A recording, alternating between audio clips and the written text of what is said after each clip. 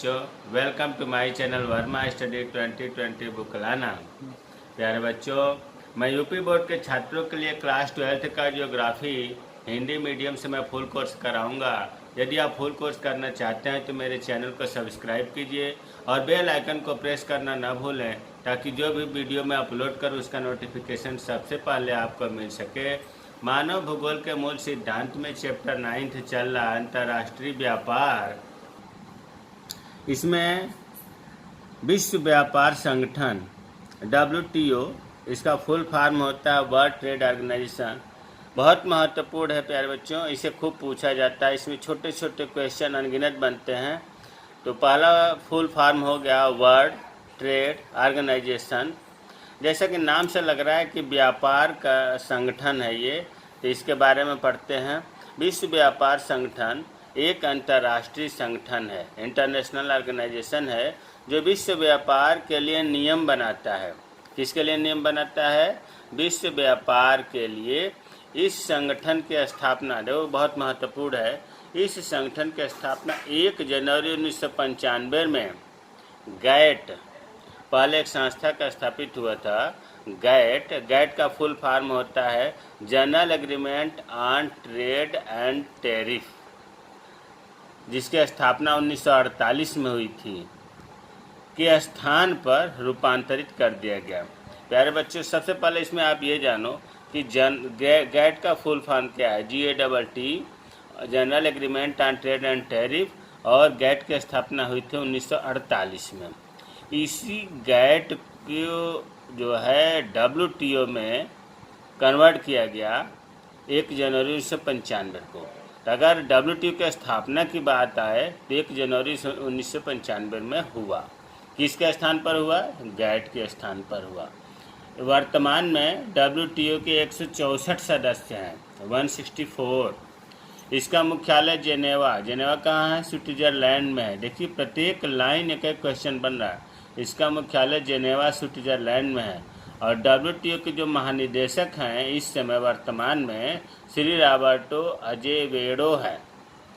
तो इतने से में कितने क्वेश्चन बन रहा है? गैट का फुल फॉर्म क्या है? WTO का फुल फॉर्म क्या है? गैट की स्थापना कब हुई? WTO की स्थापना कब हुई? कितने सदस्य हैं WTO में? WTO का मुख्यालय कहाँ है? WTO के महानिदेशक कौन से हैं? अब विश्व व्यापार संगठन का कार्य क्या है या इसका मुख्य उद्देश्य क्या है? पहला है, यह एकमात्र अंतर्राष्ट्रीय संगठन है जो राष्ट्रों के मध्य व्यापार के लिए नियमों को लागू करता है। नाम से ही क्लियर हो रहा है कि अंतर्राष्ट्रीय संगठन है और यह राष्ट्रों के मध्य 164 जो सदस्य हैं उनके बीच व्यापार के लिए नियमों को ये लागू कर नियम बनाता है, नियमों को लागू करता है। दूसरा, यह विश्वव्यापी व्यापार तंत्र के टैरिफ और गैर टैरिफ बाधाओं को दूर करने के लिए नियम बनाता है। यह जो WTO है विश्व में व्यापार तंत्र को बढ़ावा देने के लिए टैरिफ और गैर टैरिफ बाधाओं को, मतलब इसमें जो सीमा शुल्क संबंधित दिक्कतें आती हैं उनके नियम को ये बनाता है, आसान बनाता है, ताकि अधिक से अधिक व्यापार हो। तीसरा, यह भी ये सुनिश्चित करता है कि अंतर्राष्ट्रीय व्यापार के विस्तार से अल्प विकसित देश भी लाभान्वित हों। इसका मतलब यह हुआ कि ऐसा ना हो कि अंतर्राष्ट्रीय व्यापार हो रहा है और जो कम विकसित देश हैं वो और नुकसान हो, उनका भी लाभ का ध्यान रखा जाता है। यदि कोई सदस्य देश समझौतों और नियमों का पालन नहीं करता है तो ये एक समिति बनाया है जिसको कहते हैं शिकायत विवाद निपटारा समिति, उसको ये भेज देता है और ये शिकायत विवाद निपटारा समिति जो है उनके नियम मतलब समझौता कराता है। WTO वस्तु व्यापार, सेवा व्यापार जैसे दूरसंचार और बैंकिंग, बौद्धिक संपदा अधिकारों का संरक्षण, विदेशी निवेश इत्यादि विषयों का अपने कार्यों में शामिल करता है। इसके विषय जो है इतने ढेर सारे हैं, दूरसंचार और बैंकिंग, बौद्धिक संपदा अधिकारों का संरक्षण, विदेशी निवेश इत्यादि, ये सभी पर ये नियम बनाता है। यह संगठन उपभोक्ताओं को लाभान्वित करने के लिए सभी देशों में प्रतिस्पर्धा तो बढ़ाता ही है, साथ ही विश्व में रोजगार का स्तर को बढ़ाने के लिए उत्पादन और उत्पादकता दोनों को बढ़ा। बहुत महत्वपूर्ण अच्छा पॉइंट है कि यह जो है जितने भी सदस्य हैं उनको लाभान्वित करने के लिए तो आपस में कंपटीशन कराता ही है, प्रतियोगिता कराता ही है, लेकिन विश्व में रोजगार के लेवल को बढ़ाने के लिए ये उत्पादन और उत्पादकता दोनों को बढ़ाता है। अंतिम कार्य है WTO अंतर्राष्ट्रीय मुद्रा कोष, IMF इंटरनेशनल मॉनेटरी फंड तथा विश्व बैंक को भी सहयोग करता है।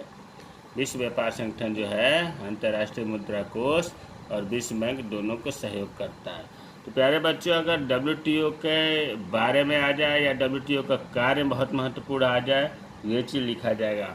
अब कुछ ऐसी संस्थाएं हैं जिनको कहा जाता है विश्व के प्रमुख प्रादेशिक व्यापार समूह। ये व्यापार से संबंधित हैं। जैसे पहला है एशियान, ASEAN, एशियान। इसको हिंदी में कहेंगे दक्षिण पूर्व एशियाई राष्ट्रों का संगठन, अंग्रेजी में बोलेंगे association of south east Asian Nations. इसकी स्थापना कब हुई थी? 8 अगस्त 1967 को।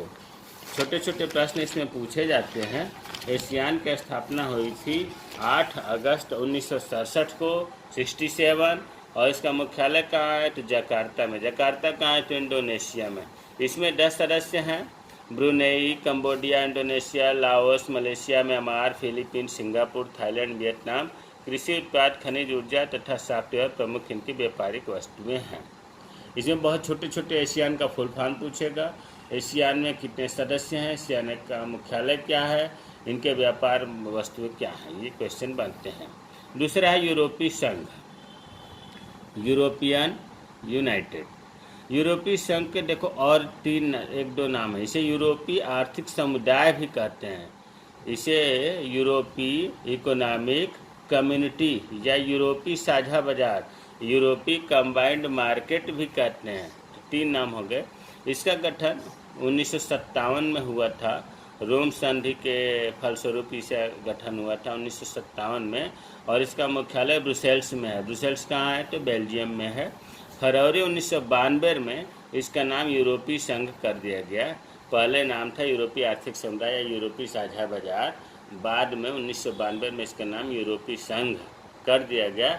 इसमें कुल 27 देश हैं।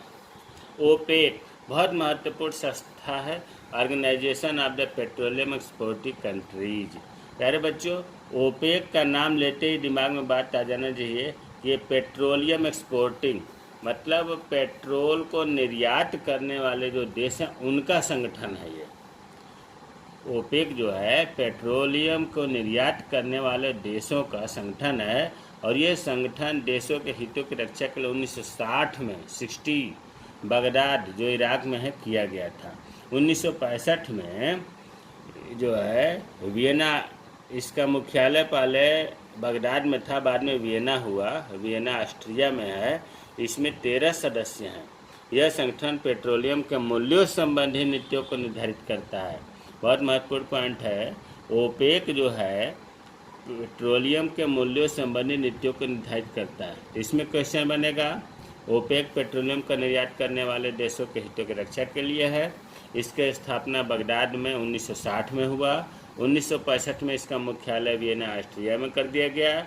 इसमें 13 सदस्य हैं, और यह संगठन पेट्रोलियम के मूल्य संबंधी नियमों को निर्धारित करता है। चौथा है नाफ्टा, और देखो साफ्टा, दोनों का फुल फॉर्म केवल नॉर्थ और ईस्ट साउथ से अंतर है। नाफ्टा का north American free trade association, और साफ्टा का एस से साउथ हो गया, बाकी वही चीज़ है American free trade association. North American free trade association का गठन 1988 में हुआ, और इसमें जो देखो शुरू में 1988 के आसपास में विश्व के बहुत 2 ही देश पूरे कारोबार को, व्यापार को निर्धारित करते थे। एक था USA और दूसरा था कनाडा। USA और कनाडा के बीच जो व्यापार प्रतिबंध था उनको समाप्त करने के लिए इसका स्थापना हुआ नाफ्टा का। इसमें क्या क्या वस्तुएं, व्यापारिक वस्तुएं हैं? कृषि उत्पाद, मोटर गाड़ियाँ, स्वचालित पुर्जे, कंप्यूटर, वस्त्र आदि प्रमुख व्यापारिक वस्तुएं हैं। साफ्टा, इसका गठन 2006 में हुआ। इससे 8 साल बाद, और इसका मुख्य उद्देश्य है अंतर प्रादेशिक व्यापार के करों को कम करना। व्यापार के टैक्स जो है इनको कम करना इस संगठन का मुख्य उद्देश्य है। इसमें जो देश हैं बांग्लादेश, मालदीव, भूटान, नेपाल, भारत, पाकिस्तान, श्रीलंका इसके सदस्य हैं। तो प्यारे बच्चों, ये 5-6 संस्थाएं, इनका फुल फॉर्म, स्थापना, मुख्यालय, संभव हो तो इनका मेन उद्देश्य क्या है, महत्वपूर्ण है। एक क्वेश्चन इसमें मैंने जोड़ा है छोटा सा, डंप करना किसे कहते हैं? इसका उत्तर है कि लागत की दृष्टि से नहीं बल्कि भिन्न भिन्न कारणों से अलग अलग कीमत की किसी वस्तु को 2 देशों में विक्रय करने की प्रथा डंप करना कहलाती है। इसका मतलब ये हुआ कि कोई वस्तु है, उसकी लागत तो एक ही तरह है, लेकिन उसको अलग अलग वस्तु देशों में अलग अलग कीमत पर बेचा जाता है। इसके कुछ भी कारण हो सकता है, लागत कारण नहीं होता है। तो ऐसी स्थिति को अलग अलग कीमतों पर अलग अलग देशों में बेचने को ही डंप करना कहते हैं। आज ये पाठ जो है अंतर्राष्ट्रीय व्यापार समाप्त हो गया। मेरे चैनल को सब्सक्राइब कीजिए ताकि मैं मोटिवेट हूँ। जय हिंद, जय भारत।